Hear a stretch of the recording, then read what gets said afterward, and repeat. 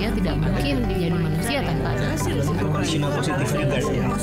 racism, atheism, atheism, ada Manusia adalah individu yang selfish.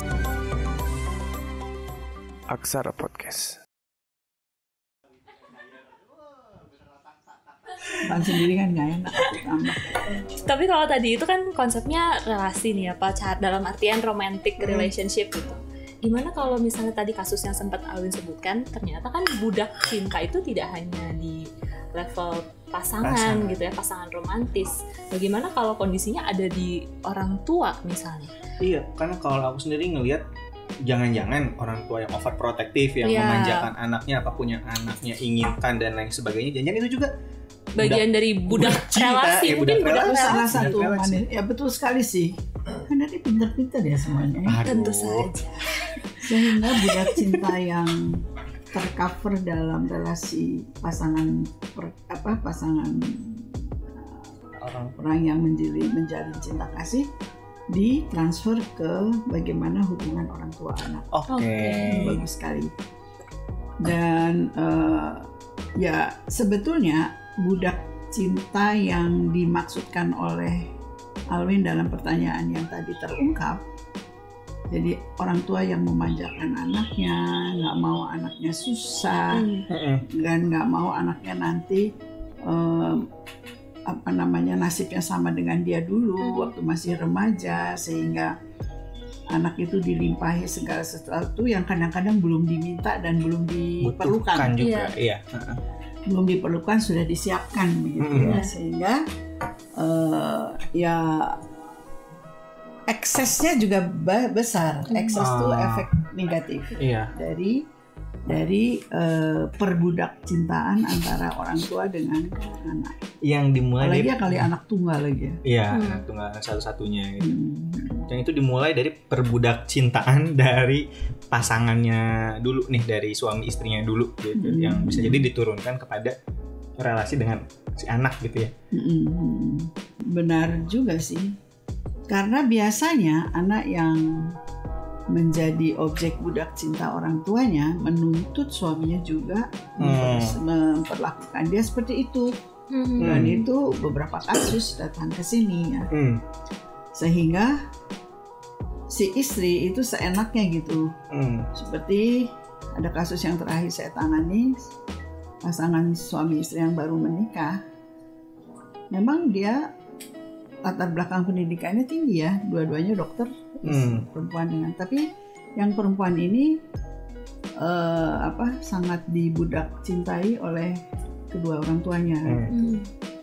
Nah, sehingga apa yang terjadi pada saat pernikahan, si dokter muda suaminya ini kan belum punya uang yang cukup untuk memberikan apa yang diinginkan sesuai dengan apa yang biasa diperoleh istrinya ini dari kedua orang tuanya. Dia mengatakan, aku mau tas yang mahal. Tas yang mahal tentu saja, bukan tas yang kayak tas Ibu Sawitri mah ecek-ecek. Apalagi tas gue. Terus aduh saya belum punya uang. Kata suaminya. Aku ini aja ya, jual ya berlian yang dari ibumu. Kaget kan ini. Sambil jual berlian.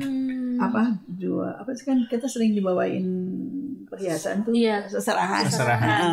Siapa? Saya jual ya seserahan dari ibumu yang berlian itu, sementara berlian itu betul-betul bermakna bagi si suami karena dia merasa itu adalah milik ibunya yang diserahkan pada istrinya gitu. Jadi ada makna sakralnya juga gitu, spiritualnya juga. Marah kan sih, ya udah saya beli dulu tuh. Ya kamu mau beli berlian yang dikasih ini dari aku, tapi kamu nggak mau ngasih tas. Terus merengek, kabur. Istrinya kabur. Dan pada awal pernikahan itu mereka tinggal satu rumah sekitar 6 bulan mungkin di rumah mertua. Kalau istrinya ngambek kabur gitu, bapaknya bilang sama suaminya coba dicari, tapi kan masih di dalam kota ya. Tapi kan aneh juga gitu, yang kabur istrinya dia suruh nyari-nyari gitu sama mertuanya, karena tinggal sama mertua ya. Tapi begitu serentak setelah misah, nggak mungkin kan.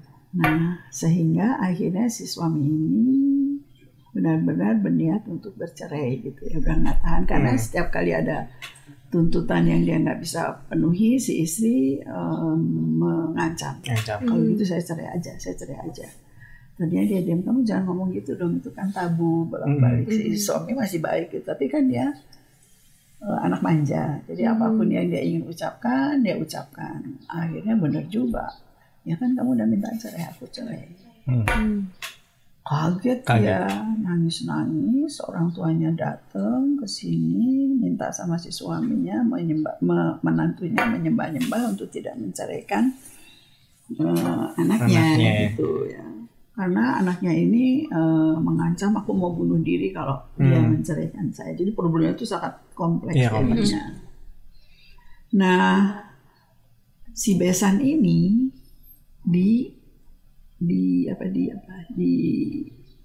mendapat pengaduan dari besan ini, anakmu mau menceraikan, dia sampai mau bunuh diri gitu. Si ini juga neken ini gitu. Bagaimana kamu bisa menjadi laki-laki bertanggung jawab kalau mendidik istri saja tidak bisa? Satu, mertuanya juga ngomong gitu. Nah, bapak di sini kan rasional nih, dokter pelajar gitu. Saya baru 6 bulan Pak. Bapak yang 23 tahun ngapain mengasuh anaknya gimana? Itu Pak, Kompleks. Bagus kan? Kalau menurut saya sih bagus. Jadi memberikan insight, Memberikan pemantik biar keluarganya mikir. Terus dia terus dapat serangan dari mana-mana, nggak boleh menceraikan. Masa mendidik istri aja nggak bisa? Gimana kamu mendidik masyarakat sebagai dokter dan sebagainya itu. Nah, tapi tetap dia bertahan. Ya terus terang saya akan melakukan assessment, clinical assessment, you know. Maka datanglah ke psikolog untuk tahu seperti apa clinical assessment itu. Saya melakukan pemeriksaan psikologi dengan pendekatan clinical psychology karena I'm clinical psychologist and popular and very mahal. Very mahal. Expensive. And beautiful. Masuk nggak tuh? Enggak apa-apa Bu. Nggak kok bercanda. Teman-teman sekalian. Perbaikan citra diri. Aduh ya Allah.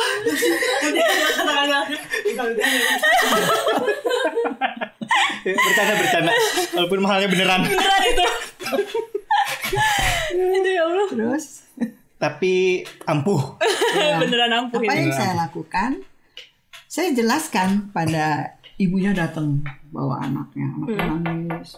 Bu, tolong sampaikan. Jadi segala macam cara itu digunakan untuk mempengaruhi si suami untuk mau menerima kembali istrinya.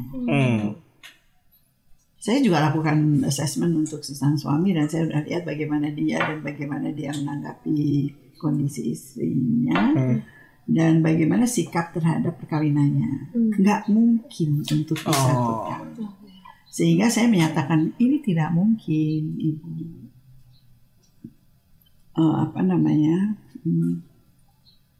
Kita memaksakan seseorang untuk tetap berada di ikatan pernikahan yang bersangkutan sendiri sudah tidak menginginkan. Gitu. Tapi dia mau bunuh diri, ya itu bagaimana cara penanganannya aja. Jadi tolong diawasi aja. Itu seperti itu sih. Saya akan menempatkan posisi masing-masing dalam porsinya. Mertua ya nggak bisa ya menuntut. Kemudian istri juga tidak bisa memaksakan kehendak. Kemudian si suami ya dia ingin melanjutkan sekolah dulu gitu ya, dan dia nggak mau lagi bersama. Kan capek kan setiap kali berantem. Mana kalau berantem tuh bisa nggak dibukain pintu. Dia udah capek-capek habis jaga malam. Pulang, dikunciin, ketok-ketok, nggak dibukain. Jadi gitu loh gayanya tuh gaya.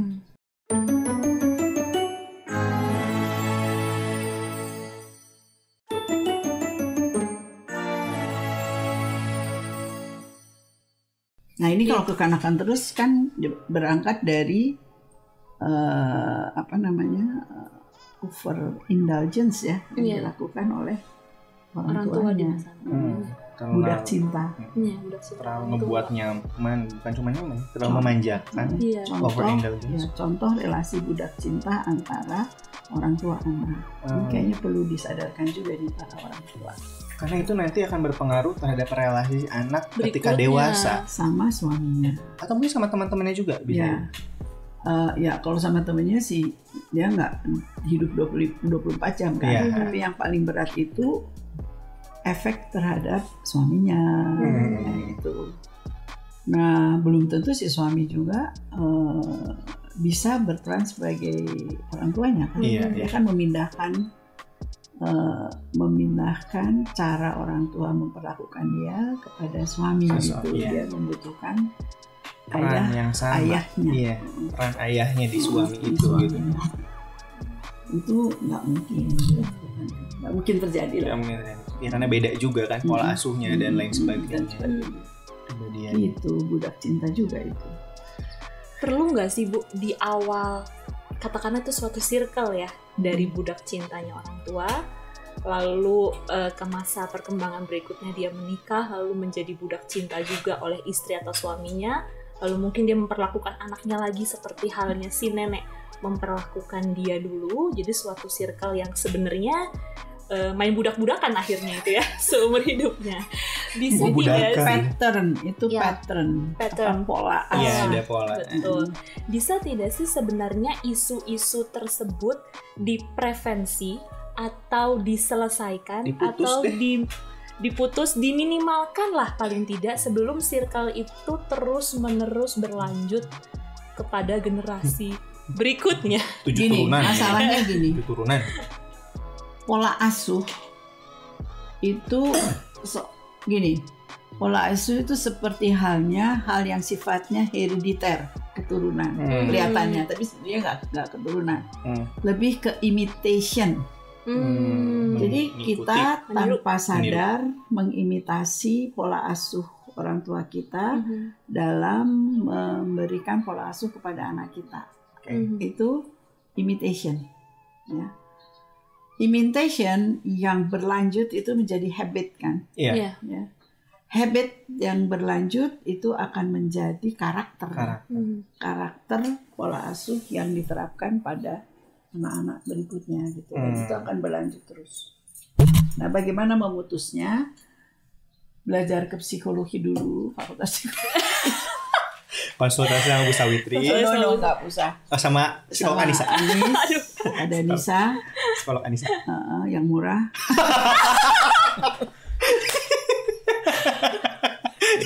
Yang ini bercanda juga, tolong yang ini bercanda juga. Enggak, serius. Setidaknya lebih murah. Yang ini bercanda dong Bu, dilarang dong Bu, citra aku udah jelek nih. Enggak, tapi jagoan. Ya, oke. Jadi seperti itu. Speechless aku, ya. tanyanya salah. Jadi bagaimanapun education itu akan membantu seseorang untuk lebih rasional kan. Oke. Nah sekarang sejauh mana dia bisa mengevaluasi diri ya melalui mawas diri. Kita kan harus mawas diri kan. Mawas diri itu merupakan situasi di mana kita bisa menerima feedback dari lingkungan akan pendapat lingkungan terhadap cara kita mengasuh, ya kan? Bisa aja feedback itu kita peroleh dari mertua kita. Kamu ngono, jangan begitu, nanti anakmu jadi begini gitu, ngerti nggak? Nah, terus mawas diri, kemudian kecuali mawas diri, perkembangan kognisi kita sendiri kan, kita mencoba self evaluation. Oke. Saya adalah anak manja. Kira-kira itu justru merusak diri saya nggak? Saya kalau minta apa-apa tuh kok ngotot gitu, nggak pantas rasanya seperti itu gitu. Kadar tingkat kematangan kepribadian seseorang terkait dengan sejauh mana dia mau menilai dirinya sendiri, mencoba memperbaiki dirinya sendiri melalui masukan yang dia peroleh dari lingkungan. Tetap intinya di kematangan pribadi yang tersebut. Aku ngelihatnya ya kita butuh aware ya. Iya. Kita butuh self evaluation, self awareness juga, kondisi pribadi kita kayak gimana, dan ini bakal impactnya kemana sih gitu. Impactnya kepada perbaikan Iya, diri. kebaikan. Kemudian kan self evaluation itu tidak bisa sekali Ya. berlanjut. Berlanjut. Salah satu cara mawas diri yang paling sederhana bisa kita lakukan, boleh saya sampaikan di sini ya, Boleh. untuk sedikit pengajaran bagi masyarakat. Saat malam hari ketika kita menjelang tidur, itu ada waktu 5-10 menit pertama milik pribadi kita. Siapapun nggak ada yang bisa mengganggu. Jadi menjelang dia rep Tidur. Itulah saat kita introspeksi diri. Apa yang kita introspeksi yang sederhana itu adalah kita nilai. Ngapain sih tadi kita marah-marah sama pembantu sampai sedemikian kerasnya? Kenapa sih saya hukum anak kita sampai dibilur-bilur, kakinya dicubit sampai biru-biru pada anak kita? Perlu nggak sih kejadian yang sekecil itu, kelakuan kenakalan yang sekecil itu mendapatkan hukuman yang membuat si anak kecuali luka fisik juga luka batin? Ya. Itu harus dievaluasi. Besok saya nggak akan gitu. Itu harus langsung menguatkan niat bahwa besok saya tidak akan begitu. Besok lagi saya tidak akan, dengan harapan pelan tapi pasti kebiasaan mawas diri itu membawa pengaruh bagi perbaikan perilaku. Kepribadian sih nggak akan ini, tapi perbaikan Perilaku. Yang nanti akan berimpact juga pada hubungan atau relasi dengan anak, dengan suami, dengan mertua. Jadi me time itu dipakai buat introspeksi diri. Betul. Jangan menimbulkan saya memang begitu, harus begitu, jangan dominan, tapi kita evaluasi. Oke, kayaknya ya nggak perlu gitu. Oke. Ramai ternyata ya. Sudah selesai ya. Ramai ternyata. Waktunya habis. Waktunya habis. Sebulan dulu, Con. Atau apa enggak? Iya sih. Akhirnya kalau tadi aku sendiri dapat tuh bahwa memang dalam tanda kutip bucin itu hal yang memang terjadi mungkin ya Bu di awal-awal romantic relationship itu, dimana kecenderungan emosional itu ya ada dominan juga dibandingin rasio. Tapi justru untuk menjaga sebuah relasi yang baik, untuk membangun relasi yang sehat, justru si logika atau rasio dengan emosi itu perlu seimbang gitu. Walaupun bahkan dalam kondisi yang masih romantik gitu. Dan itu gimana individunya masing-masing. Iya. Bucin. Walaupun awalnya itu rasio nggak akan berperan. Lebih, aduh kayaknya enak deh. Seneng gitu ya. Kayaknya nanti saya begini-begini itu kan membayangkan yang indah-indah. Ya aja di awal. Membayangkan sesuatu yang indah itu menyertakan fungsi emosi. Hanya emosi. Rasio itu nggak jalan. Karena tidak kita tidak bisa berharap selalu indah kan, ya nggak sih? Kita harus pada suatu saat menerima realita, ya nggak? Saat kita menghadapi realita ya otomatis fungsi rasio harus lebih berperan. Bucin lah dengan seimbang. Tapi justru ketika hubungannya berlanjut, attraction tadi berlanjut jadi connection, jadi relation. Mungkin akhirnya kita juga sebagai pasangan misalnya atau sebagai orang tua itu semakin berupaya untuk menyeimbangkan, untuk naik-naik terus ke tahap betul yang sekali. lebih Jadi dengan analisa kita tentang tahapan-tahapan menuju relasi yang positif, ya kita anggap aja positif selalu ya. matang, Berharap positif itu artinya mature, matang, terkendali, ada rule, itu harus melalui connection. Di dalam connection ini kita mengarahkan diri bagi pembentukan relasi yang kemudian kita tahu rule-nya apa, boundaries-nya apa, batas-batasnya apa, aturannya bagaimana. Terima kasih Mas. Keren. Berarti memang harus praktek ya biar berasa. Gimana ya? Praktek kan, kalau nggak praktek kan teorinya kan Praktek bucin. Enggak gitu sih, nggak mau jadi bucin juga. Bucin wajar nggak? Tapi Ya wajar, tapi jangan lama-lama kan. bucin wajar asal dengan ada batasannya juga gitu. Dan diseimbangkan. Dan tetap menggunakan Rasio. rasio. Logika. Jadi mau bucin? Ya dikit aja lah. Dikit aja. Kalau nggak manis dan nggak ada bumbunya ya. Oh. Nggak bisa bayangin yang indah-indah. Harus ada bucin sih. Nanti pasangan ada. Kaku kelihatannya banget robot. gitu. Ya. Gitu. Harus ada apa namanya investasi emosi. Oh, Oke. enggak ya. Investasi emosi perlu ada pada awal. Hmm. Invest, but pas aja, jangan banyak-banyak. Jangan Karena kalau rendah, jangan banyak-banyak rugi. Iya. Investasi kan di mana-mana, kalau kebanyakan rugi ya Mas ya. Itulah seninya mencinta ya Bu ya. Harus Iya, siap. ada investasi, kalau nggak masuk. Wah apaan kok kayak gitu? Ada gue nggak mau sama dia. Enggak ada Nggak mau bumbunya. sama Alvin, mau sama siapa namanya? Bona aja. Bona lebih emosional. Jadi kuncinya BBD aja ya, bucin-bucin dikit gitu. Iya. Jangan BBB ya, bucin-bucin banget ya. Oh. Bucin-bucin dikit. Ya BBD aja bukan BBB. Iya. Oke. Sip. Nanti mungkin kita akan datang lagi ke sini pasti untuk kembali bahasan nanya-nanya berikutnya. entah bucin entah apa gitu. Iya, Mungkin ditunggu kita mau aja. praktek dulu di rumah. Baru balik kesini lagi kalau mentok. Di rumah masing-masing Iya. tentunya ya. Terima kasih. Dengan pasangan masing-masing. Kalau Iya. ada. Kalau ada. ada. Kalau nggak ada ya udah. Ya udah. Salam.